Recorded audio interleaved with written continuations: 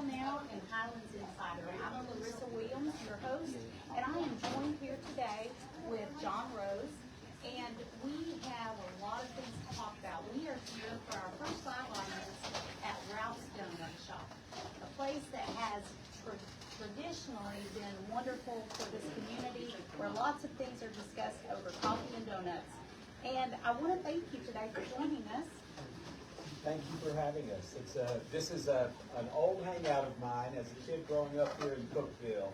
I knew Ralph Smith, and his daughter graduated from high school with me, and I spent a lot of time sitting over here where these guys are sitting as a young boy growing up. My dad, I hope you don't all hold it against me, but he brought us to Ralph's Donuts just about every weeknight. So I got a lot of Ralph's as a young man.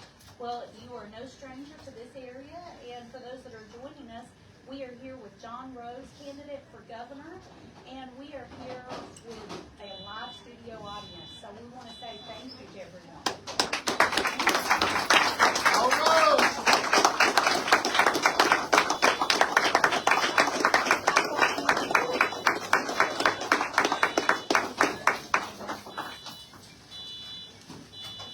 Congressman Rose has spent much of his life in agriculture, business, and public service, and today we're going to talk about his vision for Tennessee, where the state is headed, and how he believes it should grow over the next decade.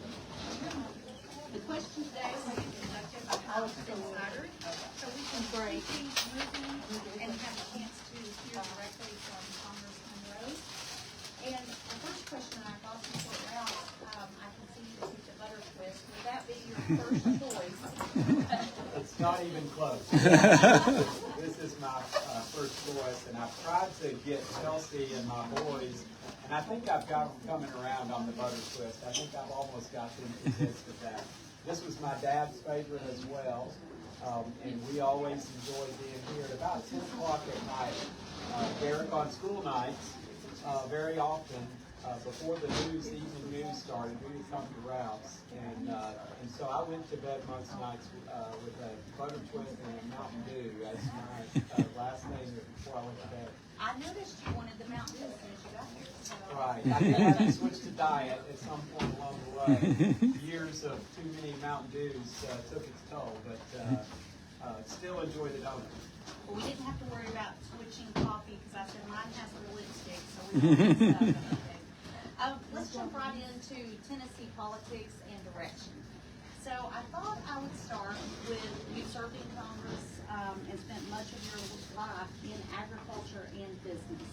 How have those experiences shaped the way you would approach growing Tennessee?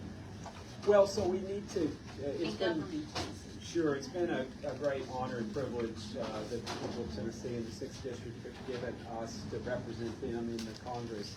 And of course, I have a deep agricultural background as an 8th-generation Tennessean and Tennessee farmer, and grew up in the FFA here in Cookeville and studied agricultural economics at Tennessee Tech. So a lot of interest in agriculture, and we need to always keep in mind that agriculture is still Tennessee's most important industry. Over $100 billion annual impact agri-farming has. So that would certainly be something that would be top of mind. It's a very tough time for our state's farmers right now. They're caught in a cost price squeeze.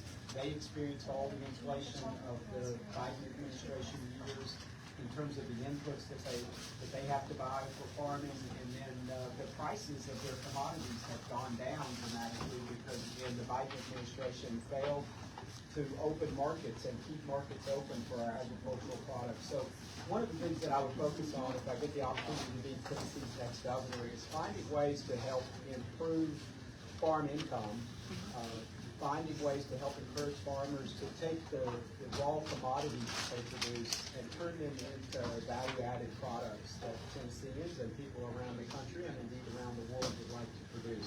Too often we export our raw commodities and we don't realize as much value as we should from those products. And so one of the things we have to, I think, try to encourage Tennesseans to do is to figure out ways to take those products and turn them into value-added products that Tennesseans and others want to produce. And we always need to keep in mind that the best jobs in our state are the jobs that are born right here in Tennessee. Absolutely. Well, I know over the next decade, we've already seen massive amounts of growth across the state. What do you believe are the biggest opportunities Tennessee has over the next 10 years?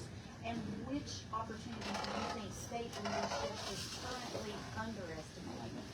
Well, that's a really good question. So I'll pick up where I left off and say I think there's a lot we can do in the agricultural space, but Tennessee has done very well in a number of other spaces. So the auto industry has certainly become important to Tennessee, and if we want to continue to build on that, there are opportunities there to not only expand the production of autos coming out of Tennessee, but the parts that go into those autos, the value-added products. Chelsea and I had the opportunity just a few weeks ago to visit one of those parts suppliers over in the Knoxville area. Really fascinating. They're making the computer control panels that operate all of the snazzy things in cars today that weren't a part of cars 20, 30, 40 years ago. And so that we have that stuff being made right here in Tennessee by Tennesseans, I think is exciting. I think an area that we have some fear of, but I think is really the future, is artificial intelligence. And we had the opportunity recently to visit the XAI facility in Shelby County, and it's fascinating what they're doing there. We have in Tennessee the largest supercomputer, the most powerful supercomputer in the world. And we all heard that announced 3 or 4 years ago that Elon Musk had selected Memphis, Tennessee as the place to put that. What's really remarkable is that in the last 6 months, they've built the second phase of that, which is many times more powerful than the first phase that we all heard about. The second phase we haven't heard as much about, but a $50 billion investment made in Tennessee in the last 6 months. It's really astounding to see, and to see how quickly they did that, and to then think about the power of that tool for the future of human civilization for Tennessee, and it's really astounding that it's right here in our home state. It's something to be very proud of, and I think it will open so many opportunities. I tell young people, this is the best time in the history of the world to be born, and the best country and the best state in all of the world. So the future really belongs to this generation. They can do whatever their minds can imagine, they can make happen. I agree 100%. Well, let's talk about economic growth, infrastructure. One of the things, talking a little bit about Elon Musk and the new facility in Shelby County, I was amazed at how quickly they built that, and just the fact that he was able to build his own water system so that it didn't impact or create tension within the local residents. But we know that Tennessee has had a tremendous amount of growth, success attracting new companies, but that also brings growth infrastructure issues, housing and energy capacity. So how do you ensure Tennessee grows responsibly without pricing longtime residents out of their communities?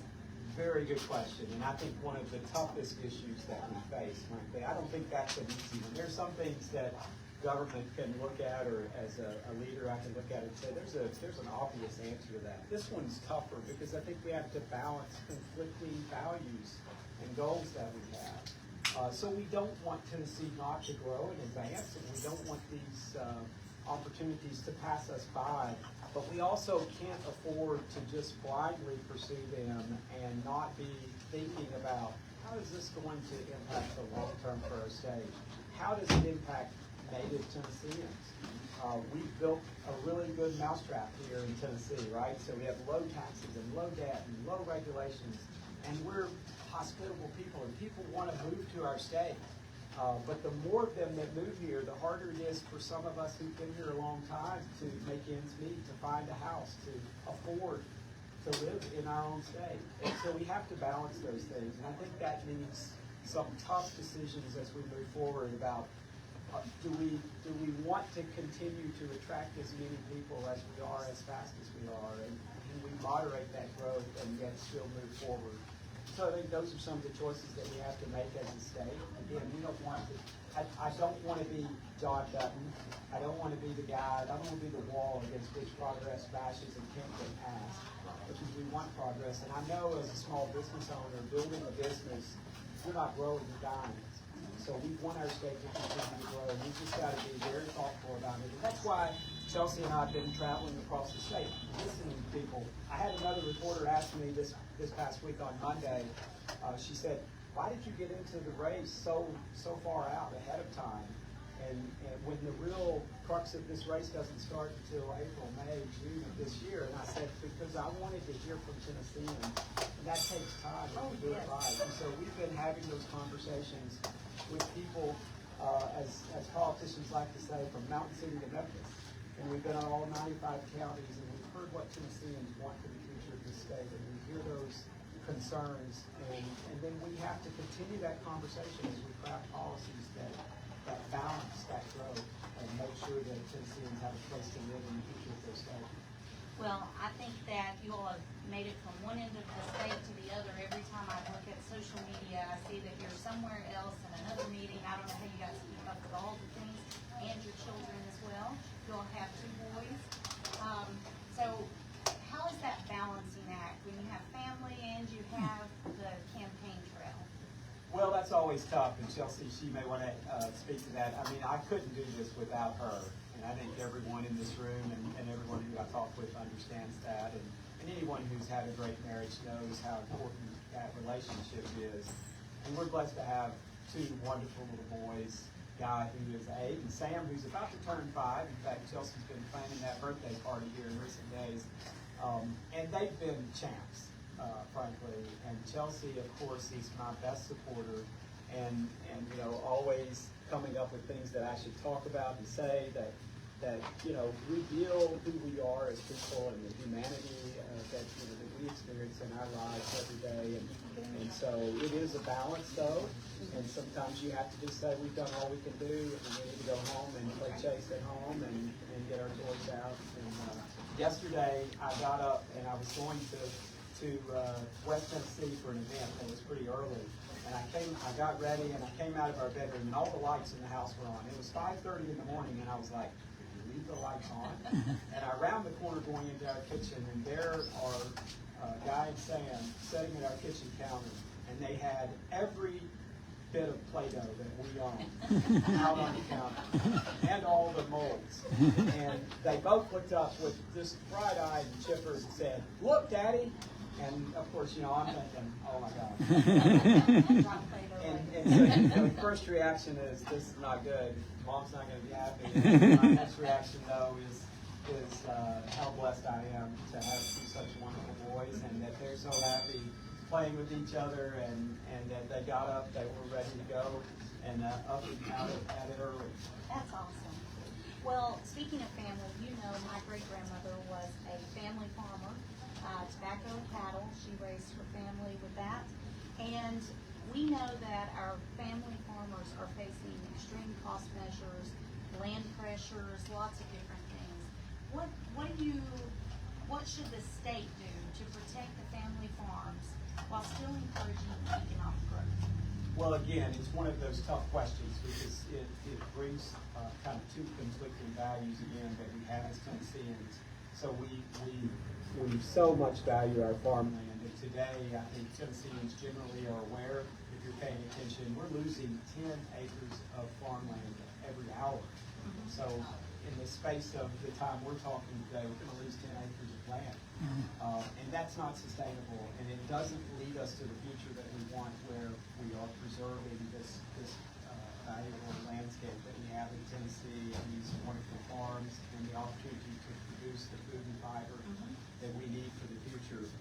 On the other hand, if we restrict what people can do with their land, it offends our notion that property rights are so important in this country, and that farmers so often store up the value of all their years of work in the land that they own. And so you don't want to then deprive them of the ability to realize that value at some point potentially in the future. So you have to balance that. The legislature and the governor, the current governor, have put in place kind of a very early stage effort to help encourage conservation easements. That's one way to do it. But those things are expensive to do. So I think we have to have a real conversation as a state and communities across the state about how do we balance preserving the land. And I know as a farmer, you know, we fragmented our land, and most farmers know that. So if you want to have an operation at scale to produce the predictable way. If you have to travel across 2 or 3 counties to get enough land together to have an operation that can be successful, that's tough. Yes. And so, when we fragment our land by putting in developments here and there and yonder, then it makes it harder down the line for farmers to be successful. So it's a tough question. I think encouraging farmers to conserve their land, to make that decision on their own, that's a very important piece of this. I think the most important piece of it will be doing the things that Tennessee can do. We've done some of those historically so that our farmers can be financially successful. Because if farmers are financially successful, then they'll keep their farms and they'll continue to farm because that's what they love to do. And if farming has a lot of promise for the next generation, then more young people want to be farmers. So that's really the key answer, is to do everything we can to encourage successful farms in terms of their financial performance, so people can keep the land and keep on farming. Sounds good. Well, I would describe myself as a Christian conservative constitutionalist. So I've got a constitutional question here. As the governor, you would take an oath to uphold the United States Constitution as well as the Tennessee State Constitution. In recent years, we've seen the courts increasingly shaping policy decisions from gun rights to environmental rules and educational policy. How do you see the proper balance between courts interpreting the Constitution and elected lawmakers making policy?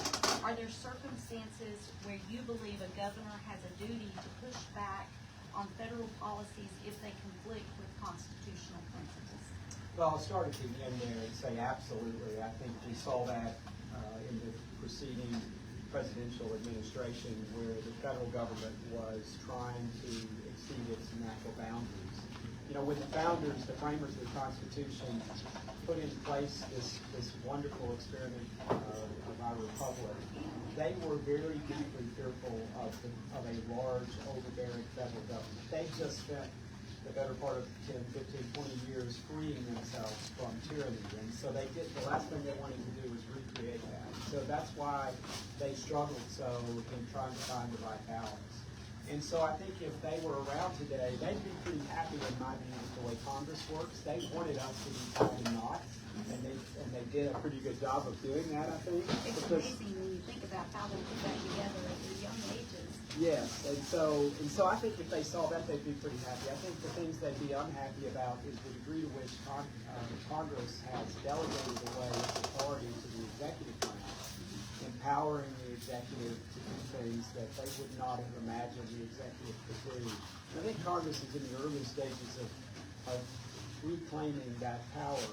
But we've also seen the courts assert themselves in a way that I think the founders would not have anticipated. And we've all become too dependent, I think, and too reliant on hoping the courts will step in and rule the day. And that's not what the framers envisioned. So I think the courts need to limit themselves at every step along the way.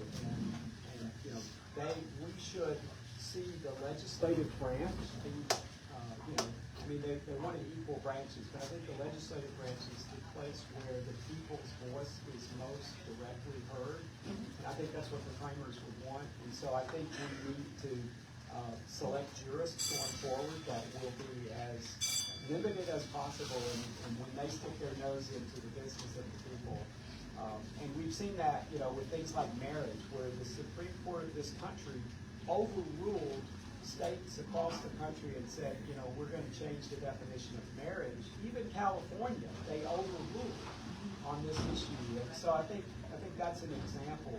I think we see some positive movement there with the recent appointments to the Supreme Court, and they're carving back, for example, saying the question of life, we're going to return to the states for the people to decide that. And I think that was the right choice, and I certainly support that. And proud to live in a state where we champion life and do everything we can to preserve the right to life.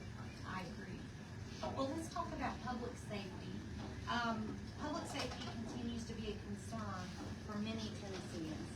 How do you see the role of state leadership in supporting local law enforcement and maintaining safe communities?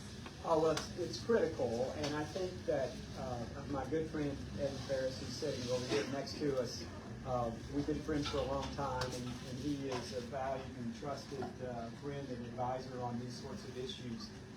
We always need to keep in mind that government that governs best is the one that's closest to the people. So at the county level, and I think that's true in law enforcement, our sheriffs all across the state, they're on the leading edge of law enforcement in this state. And so the state government should be supporting them and not detracting from them. And so too often I think we put mandates on our sheriffs that they don't have the resources to respond to. So we've got to always be thoughtful and careful about that. When we ask as a state, we ask our counties to house many state prisoners, and then we don't compensate them adequately for that. So we're asking them to take on that burden that should be a state burden. And so we've just got to have a governor that I think is listening to sheriffs across the state, to local law enforcement. There are times when the local authorities fail us, though, and we see that, for example, in Shelby County, where as a county, they just have not gotten the job done in terms of enforcing crime there and keeping crime in check. And so the state has a responsibility to ride herd over those things and step in when it's necessary and find ways using the authority and power and resources that the state has to help those counties, those localities get back on track. Well, and I think there's a lot of people that would agree with you that live in Shelby County that want people to step in and help. We're blessed to be here in Putnam County where we don't have those same kinds of issues. But I think having the ability to step in at the right time makes all the difference. And it's a multi-pronged approach. I think anyone who's watched shows like Law and Order knows you've got Eddie and the Sheriff's Department and the local police departments across the state. Their job is to go out and they face the direct day-to-day danger of confronting criminals in our communities across the state. But we also have district attorneys who have a critically important role to play. We're blessed in this community to have a very great DA and assistant DAs that are prosecuting the crimes that for when Eddie and others make arrests. So and then we have to have good judges that use their judgment well and apply the law correctly and aggressively and make sure that to keep the bad guys off the streets. And this is one of the problems, again, turning back to Memphis, where we see that system breaking down, where we don't have a DA that will aggressively prosecute the crimes that are committed or criminals that are brought into the system, and then judges that are failing to aggressively enforce our laws. And so we've got to have all those things working. And then I'll also speak to the prison system in Tennessee. Once we convict someone of a crime and they're paying their debt to society, and we take custody of them, we have an obligation to maintain their safety and security inside that institution.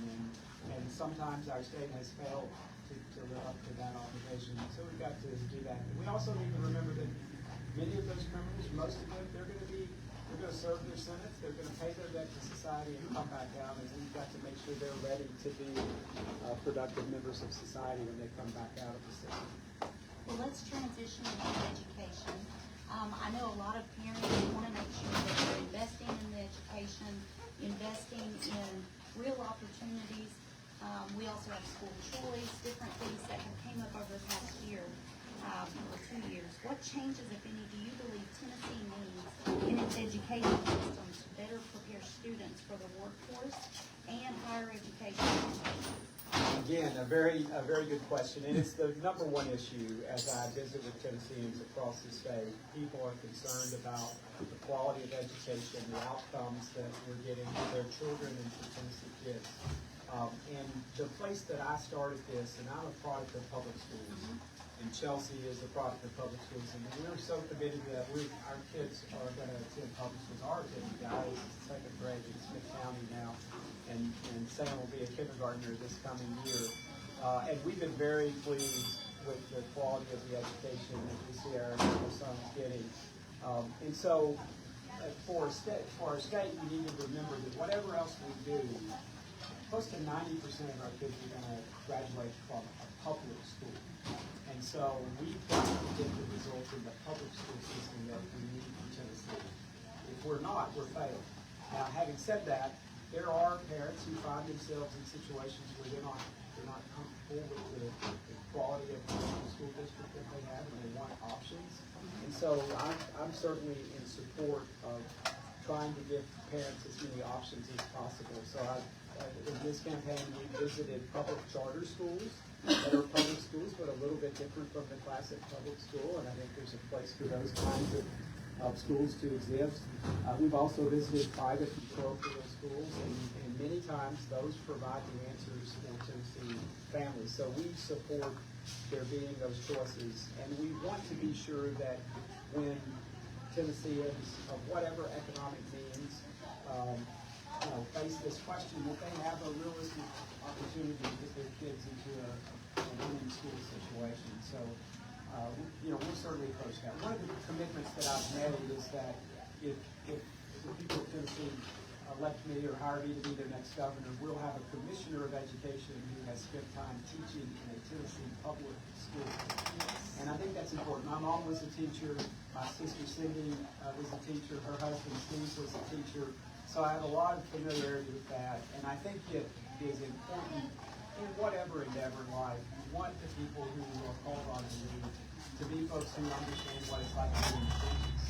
And so I think that's why we want a commissioner of education who understands that. We've got some great commissioners and they're nice people, but I think we want to see that experience in our next commissioner. So we'll commit to do that. I'll wrap up by saying this. I was a product of Putnam County Schools, Cookeville City, the schools here in the city, and I got a great education. My friend Derek down here, we were in school together. I know he got a great education, and then we went on to Tennessee Tech. We want that to continue. I was on a college preparatory path at Cookeville, but I also took vocational education, and I am, absolutely convinced I wouldn't be sitting here today if I hadn't gotten a great education in the vocational arena. And it gave me so much appreciation for how things are done, how things are made, and so we need to keep in mind that today we don't have enough folks in the skilled trades across this country, and we see that recognition growing all across the country. Obviously, Governor Lee recognized that when he ran, and he's invested heavily in that. I think we still need to find ways to encourage our kids to think about what the future is. We talk about artificial intelligence. I'm a recovering lawyer, and artificial intelligence is going to replace a lot of the work that I was trained to do as a lawyer. But for those folks who know how to weld and wire, put in electrical wiring or do HVAC work or all these other skilled trades, no computer is going to do that, at least not in the near term, and probably not ever. And so if you need some plumbing repaired, you need a plumber, and you can ask Siri about that, but that's not going to get the job done. It might tell you where to go, but it's not going to tell you. It'll say, here's who you can call, and give you options. But at the end of the day, you're going to need that skilled labor. That's right. So, Congressman, let us move into the next topic, and that way we might have some time for audience questions. Would you guys like to do some audience questions? Yes. So, when your time in public service is finished today, what do you hope Tennesseans say you protected, even when it wasn't politically easy? Yeah, you've got a good question. So, two things come to mind. Why? I think I would put at the top of the issue. It's sometimes easy to back away from some of those convictions, but as a Christian, as a Christian faith, and a recognition from the friends Chelsea and I've had, we lost a son, Mac, and so from that experience, I just it reinforced what I already thought about how precious life is, and how we ought to do everything we can to protect the most vulnerable. And sometimes that forces you to take awkward positions and to fights that would be easier not to. Also, standing up for I think in the republic, the democratic side of our constitutional republic is the right to vote. And so I have throughout my time in Congress, fought for protecting the safety of the vote. Right now, that's about getting, hopefully, the Save America Act across the finish line. We passed it twice in the House. Unfortunately, we can't get the Senate interested in taking this issue on. And I think it's the most important issue. So I would say to everyone listening, the President's with us. The House has done it twice. We haven't had much help from the Democratic side, to be honest with you. We've got to get the Senate to take that up. And they've got to, whatever it takes, they need to get that job done, in my view, because I think if we fail to do that, we've already seen, we've had a foreshadowing with 2020 election, and I guess this would bring me back to the beginning of your question. That was maybe one of the toughest calls that I've faced as a member of Congress. The 2020 election was deeply flawed, and I think as a result of that, I was called upon on January 6th to make a decision, and certainly we had a disruption of what we were doing that day. Some shrunk in the moment, and didn't have the courage to do what they said they were going to do. But many of us did, 147 of us in the House and Senate stood up that day and said, no, this election was not done properly, and we're going to stand up for the voters in our state that have been disenfranchised by what happened in this case 6 states, I believe, where there were significant problems. And I feel some vindication here now 5, 6 years later, because we saw what happened in 2016 with the election, and then we have 2020, and now we have 2024. And I think as history looks at this, we're going to see that it will become into clearer and clearer focus that 2020 was flawed, and we should have stood up there to fight for the right answer, and many of us did. And there was a price to pay for that. The folks who abandoned that got 30 pieces of silver. And those of us who stood up that day, took a little beating. And I lost friends in this community who felt that was the wrong answer, but I'm convinced it was the right answer. Well, I believe it was the right answer as well. Let's jump into some audience questions. Are you ready for that? Sure. So if you're just joining us, I'm Clarissa with Highlands Insider in Cookeville now, and we are live at Ralph's Donuts. We've got our live audience. Who would like to ask a question? Mr. Rose, myself own a small business. Sometimes big businesses keep coming into the state and kind of swallow us up. Some ideas. Sure. Well, I think you raised an issue that I talk about often. There's the fifth issue that I talk about so often is job creation, economic development. And I think far too often our tendency as a state historically has been to chase these big announcements of big businesses that come in. We give them incentives to come here. They create lots of jobs, and that's often a good thing and a catalyst for changing communities. But as I said earlier, the best jobs are the ones that are born here in those small businesses. And as a small business owner myself, creating an idea and taking it from that idea phase all the way to fruition and success, that's critically important. And so we need to craft our economic development initiatives so that they are supporting the success of those small businesses, including farmers and agriculture. So, for example, we have programs at the state level that help farmers invest in making their farms more successful. We should do more of that for small businesses and for farms to make sure that they can flourish.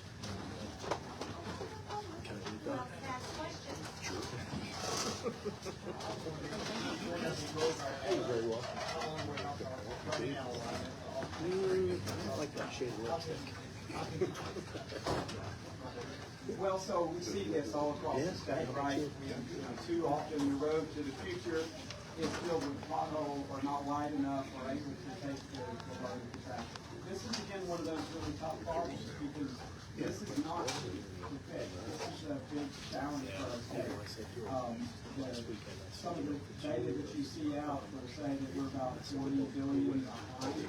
40 billion in projects. I just met a week or so ago, a couple weeks back with the TDOT Commission, and they're now saying that the cost of fixing the problem is now $59 billion. I see our vice mayor shaking his head here. And so this problem exists all across the state. There's the local element to it, and certainly the state, and there's the federal element to it. We just haven't been investing enough to keep up.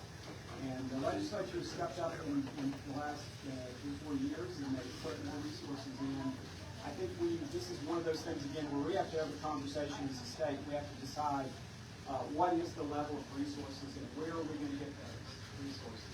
So Tennessee's had 2 pillars of how we approach roads. One is that we pay as we go. We don't have debt generally for our road projects. The second one is that we haven't had toll roads. Now, probably some people aren't paying close attention, and you may not realize we just put in place a law that's going to be parking there. It's coming soon, and that is the Transportation Modernization Act that passed by the legislature. The first project that you will see is going to happen between Nashville and Murfreesboro, and it's going to violate both of those 2 pillars. So, number one, they're going to have what they call a plus lane. But they're going to be, when you pay extra to drive on the lane. We have a word for that, right? It's called toll. Now, they're going to be a little bit different from Grandpa's toll road, but they're still going to be, you pay to drive in this faster lane. Our Tennessee is going to like that when it comes. Yes, it's going to mean new capacity. That's good. Maybe you would like that, but when you think, I'm paying gas tax already, I'm paying registration fees, et cetera, and now they're asking me to pay again if I can't drive in time. And on top, and then again, in addition to that, it violates the financing, the pay-as-you-go part. We're going to ask private sector players to build those roads, and they're going to own them, and they're likely going to be foreign companies.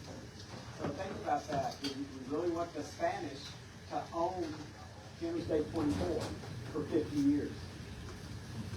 That's going to be kind of troubling. And the other thing to keep in mind there is they're going to finance. We're financing that. They're going to go do it. The state's not going to borrow the money, but this private sector player is going to do that. And they're going to expect a better rate of return than what we as Tennesseans would have to pay if we just borrowed the money directly at the state at 4 or 5%.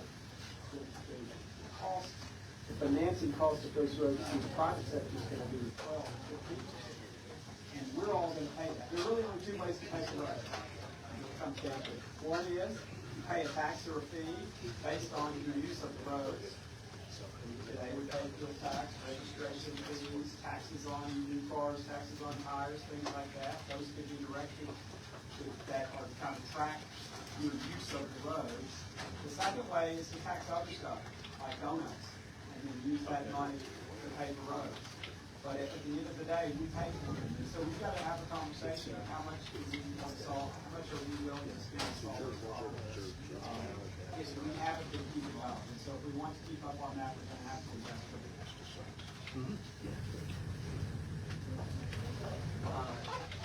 Just a quick question, dovetail on something that you said a moment ago about public education and 90% of our students in Tennessee graduate from public school. What are your views about recent legislation about school choice? And is that a wise use of helping children get into private schools? So we've been through a real, I guess you could say, some people would say, bruising fight over how, do we embrace school choice and how do we encourage and foster that? And so we're kind of a ways into this now. We had a kind of an early stage program that was aimed at Memphis and Nashville and some of our other metro areas that we were kind of hoping to see, does this work, where we were giving vouchers to kids to use to go to private schools. And then last year, the legislature expanded that across the entire state. And it's expensive. And the idea is we're going to make it possible for parents who want to send their kids to private schools to get what's called an education freedom scholarship. And the hope is, of course, that will create some options for parents, and then ultimately that will drive broader outcomes. And I think it's worth seeing if that will work. I think there's some things that we need to make sure that are happening. Number one, we need to measure those results. Is it producing better outcomes? And it can't just produce better outcomes for the kids who go to those private schools. it has to ultimately be lifting everyone. So we have to be ultimately able to look back at this and say, okay, our results across the board are improving. Because if let's say it's 10% of kids that go to private schools because of that program or otherwise, if they're doing really well, that's great. But if the 90% that are still in public schools are not doing better, then that program's not working. And so that's why I say we've got to get it right in our public schools. That's the challenge. Now the good news is the reforms of the last say 16 years have made a real difference. So we've gone from being normally as a state ranked in the bottom 10 of the 50 states, and now we're ranked we've kind of in the mid-tier. We're in the 30s to high 20s. So we've seen real progress, and we want to continue that progress. And the really good news, I think about, as I'm here in Cookeville today, and the Cookeville Lady Cavaliers are vying for state championship, playing right now while we're talking. Yep. And so we hope they're successful. But we want to see that success come broadly. And so we've got to make sure that we're doing that and that those investments are paying off. If they're not, then we've got to reimagine that program. Here's the good news. We've seen that real improvement in schools. And I think about the Cavaliers, I lost my way there for a second, but they've got great coaches, right? Any great team, they got good players. But probably the girls in Cookeville, as good as they are, they're not necessarily better than every other girl across the state. They've just got a good coach. And every team I've ever been on, the outcomes are because I've been coached well, right? And so they've got good coaches. And every good coach I've ever dealt with had a way of breaking things down. And here's how we're going to get to where we want to be. So here's a fact for you about education outcomes. If over the next 8 years, each year, we got one more student in each classroom for the attainment time across the state, and you did that every year for 8 years, you'd be in the top 10 for all outcomes across Tennessee. And that ought to be our goal. And so if you think about it, that's still a big task. But when you break it down that way, it seems much more achievable. And again, I suspect that Cook was in that state championship because at every step along the way in recent years, they've been teaching the fundamentals. They've been improving incrementally, and that ultimately leads to a championship. We hope. So we've got time for one more question. Congressman, thank you for being here. A lot like you, I'm a county commissioner here locally. Get out all day sometimes and talk. There's one question that's the most important thing to the people in this district, and that's property taxes. We've been very blessed here in our community over the last 10 years where we have had to raise property taxes more than about 1%. But there's a lot of other counties that aren't seeing that. Talking about that at the state level right now. Can you give me your view on the property tax issues and how you feel about that and making sure that we can keep that burden as low as our people as possible? Sure, and you're right. This is an issue. I guess two elements of that. Later this year, we'll all have a vote in November about whether we constitutionally disallow a statewide property tax. And I think that's something we want to do. We don't have a state property tax, and we haven't in decades. But it is, I think, a good idea to make sure that we prohibit that from happening. I think that's a good idea. The property tax has historically been the main source of income for many cities and counties, particularly rural cities and counties. If they don't have a robust sales tax, then they're depending very heavily on the property tax. And I think by and large our counties and cities across the state have done a pretty good job at keeping those low. Again, that's one of the reasons people are coming to our state is because they come here and they can't believe how low our property taxes are. And so I think local governments have done a good job. And as a Republican and as a conservative, I remember this adage that we talk about all the time. The government that governs best is the one that's closest to the people. Well, you don't get closer than cities and counties, right? And bad news for you, as an aspiring county commissioner, You know, when the folks don't like what you're doing, they can kick you out, and it's As easier. they should. As they should, and it's easier to defeat a city councilwoman or a county commissioner than it is a state legislator or a federal legislator. And so I think that I have serious concerns about the state legislature substituting its judgment for our local cities and counties in terms of what property tax levels should be. And if they're going to do it, I think there are two things you have to keep in mind. How are cities and counties going to make ends meet?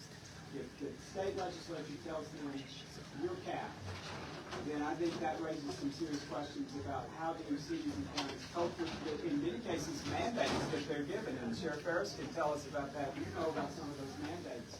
Maintenance of effort mandates, et cetera. And then they say, but you can't change the taxes that you use to fulfill those mandates.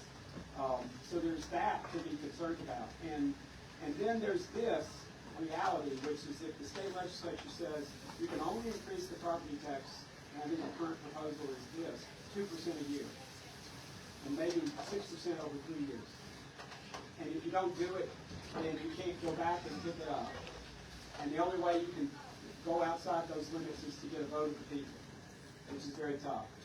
And so I think what that legislation is going to lead to is an automatic annual increase in property taxes across the state, which is less conservative than what cities and counties generally are delivering to their people now.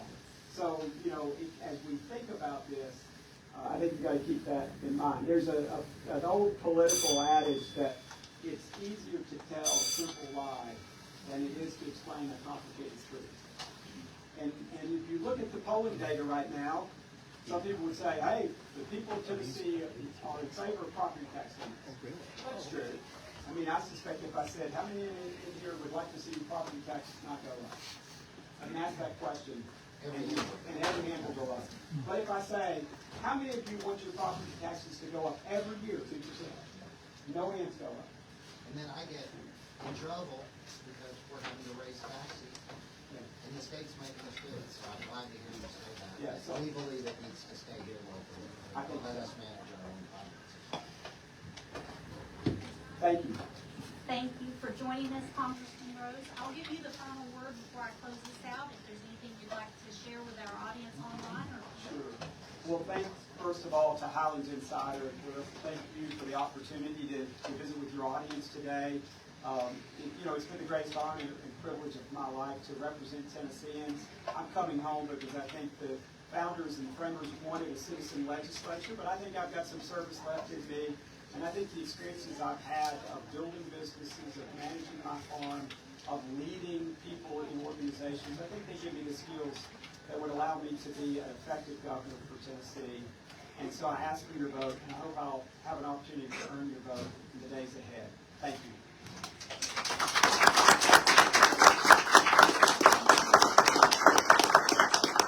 Thank you for joining us today, and we will see you the next time.